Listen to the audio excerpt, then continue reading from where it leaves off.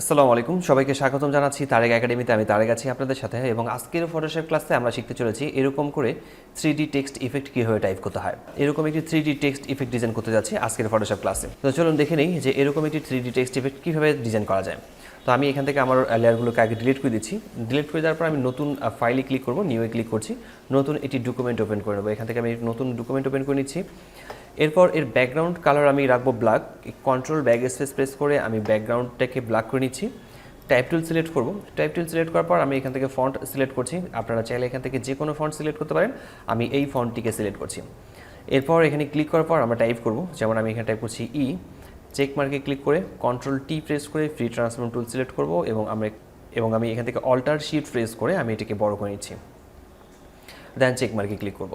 আমরা টাইপ করেছি ই, আর ইতে আমরা দেখতে পাচ্ছি এখানে একটি লেয়ার চলে এসেছে, এবং আমরা এই লেয়ারটিকে কপি করব। এই লেয়ারটিকে কপি করে নেব, কন্ট্রোল যে প্রেস করলে কপি হবে। আমরা এখানে একটু কপি করে নিয়েছি, এবং মুভ টুল ব্যবহার করে আমি এটাকে ড্র্যাগ করে এখানে রাখছি। এরপর টাইপ টুল সিলেক্ট করার পর আমরা এটাকে সিলেক্ট করে লিখে দেবো এফ। আবারও চেক মার্কে ক্লিক করছি। আমরা আবারও এই লেয়ারটিকে আরেকটি কপি করে নেব, কন্ট্রোল জে প্রেস করে কপি করে নিচ্ছি। মুভ টুল ব্যবহার করে আমরা এটাকে ড্র্যাগ করে এদিকে নিয়ে আসছি। এরপর আমরা এই লেয়ারটিকে আবার কপি করেছি, কন্ট্রোল জে এবং মুভ টুল ব্যবহার করার পর এবার আমরা এইদিকে ড্র্যাগ করে নামাচ্ছি, এবং টাইপ টুল সিলেক্ট করার পর আমরা সিলেক্ট করে এখানে লিখছি ই। এরপর চেক মার্কে ক্লিক করছি। আমরা এই লেয়ারটিকে আবার একটি কপি করে নেব, control J. Move tool select করার পর আমরা এটাকে মুভ করে নেব ঠিক এই দিকে, এবং শিফট প্রেস করে মুভ করতে হবে, সবগুলোর জন্য অ্যালাইন ঠিক থাকে। এবার সিলেকশন করে নেওয়ার পর সি টাইপ করব, চেক মার্কে ক্লিক করছি। আবারও আমরা এই লেয়ারটিকে একটু কপি করে নেব, কন্ট্রোল জে।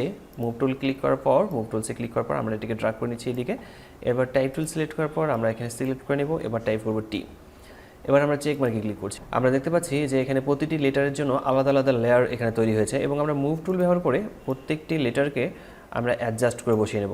আমরা এখান থেকে অ্যাডজাস্ট করে বসিয়ে নিচ্ছি, আর আমি এটাকে ঠিক এভাবে অ্যাডজাস্ট করে নেব, এবং শিফট প্রেস করে যখন আপনারা এটা কাজটি করবেন তখন এই লাইনগুলো সোজা হবে। তো আমাদেরকে এই কাজটি করতে হবে শিফট প্রেস করে। আমি প্রত্যেকটা লেটারকে শিফট প্রেস করে অ্যালাইন করে নেব, ঠিক করে নেব। তো আমি একটি লেটারের উপর আরেকটি লেটার এখানে ঠিকভাবে বসিয়ে নিচ্ছি, এটা যেন ঠিকঠাকভাবে বোঝা যায়, এবং মুভ টুল ব্যবহার করে আমরা এটাকে ঠিক করে নেব। আমরা প্রথমে এই লেটারটিকে ক্লিক করব। এখানে এই লেয়ারটিতে ক্লিক রেখে আমরা নিচের দিকে দেখতে পাচ্ছি এখানে লেখা আছে এফএক্স। এই এফএক্স লেখাতে ক্লিক করে আমরা এখান থেকে গ্রেডিয়েন্ট ওভারলেতে ক্লিক করব। গ্রেডিয়েন্ট ওভারলেতে ক্লিক করলে যে ডায়লগ বক্সটি আসবে, এখান থেকে গ্রেডিয়েন্ট ওভারলে সিলেকশন হয়ে গেছে, এবং ব্লেন্ডিং মোড এখান থেকে রাখবো নর্মাল। অপাসিটি এখানে থাকবে 100%, এবং গ্রেডিয়েন্ট আপনার চাইলে এখান থেকে যে কোনো কালার সিলেক্ট করতে পারেন। আমি এই কালারটি সিলেক্ট করছি, এরপর ওকে লেখাতে ক্লিক করছি। এরপর স্টাইল এখানে লিনিয়ার থাকবে, এবং অ্যাঙ্গেল আমরা এখান থেকে 180 ডিগ্রি করে চেক মার্কে ক্লিক করবো। আর এখানে স্কেল থাকবে 100%, আর এই স্কেলটা মূলত 1000% পর্যন্ত বাড়ানো যায়। এরপর আমরা ওকে লেখাতে ক্লিক করব। ওকে লেখাতে ক্লিক করার পর আমাদের এখানে প্রথমে লেটারটিতে ইফেক্ট অ্যাড হয়েছে, এখন এই ইফেক্টটিকে বাকি লেটারগুলোতে অ্যাড করতে হবে।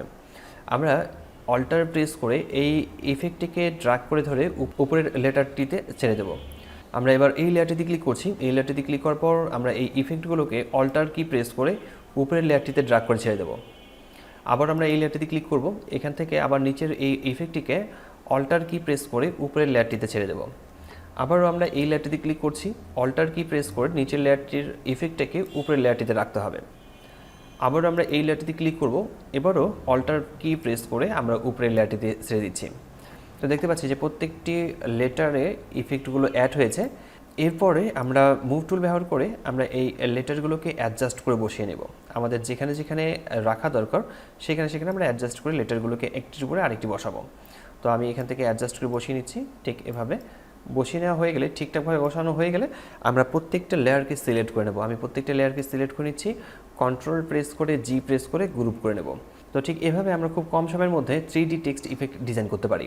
আশা করি বিষয়টি বুঝতে পেরেছেন। কোথাও সমস্যা হলে কমেন্ট বক্সে কমেন্ট করে জানাতে পারেন, আমি প্রতিটি কমেন্টে রিপ্লাই করি। আজকের টিউটোরিয়ালটি এখানে শেষ করছি। দেখা হচ্ছে ফটোশপের নতুন কোনো টিউটোরিয়ালে। ততক্ষণ পর্যন্ত ভালো থাকবেন, সুস্থ থাকবেন। ধন্যবাদ সবাইকে। আল্লাহ হাফেজ।